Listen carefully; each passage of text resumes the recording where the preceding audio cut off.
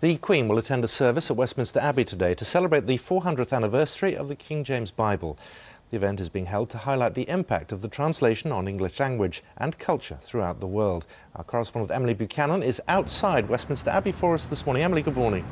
Good morning. Well, in a few hours' time there'll be a service, as you say, with the Queen, Prince Philip, Prince Charles and the Archbishop of Canterbury presiding with a sermon to celebrate the end of a whole year, really, of celebration of 400 years since the King James Bible was translated.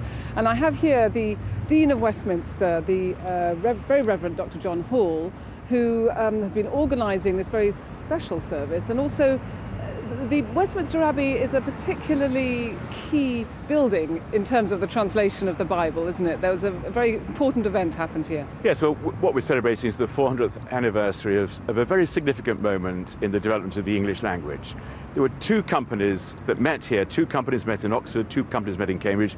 My predecessor, Lancelot Andrews, chaired one of the companies, and they sat there going through the Tyndale translation and amending it on the instructions of King James I and producing the King James Bible. And the idea was to sort of unify all the different religious factions of a time and produce a text that would unify the nation, a kind of nation-building exercise. And eventually it did. It took some time to establish itself. It wasn't really till the reign of Charles I that it became universally used. But for the 350 years, certainly till about 50 years ago, it was the only translation of the Bible that everyone who spoke English knew, and it's been the biggest selling book in history.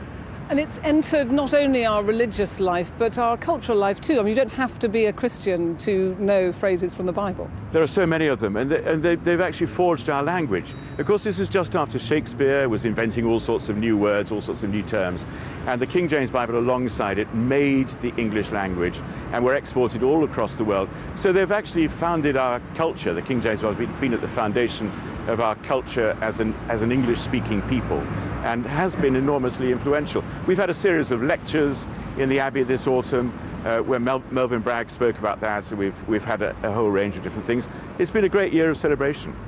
Thank you very much. The Dean of Westminster, the Reverend Dr. John Hall, and we'll be back with more coverage from the Abbey and all the issues that are related to this extraordinary text and its very extraordinary 400-year history.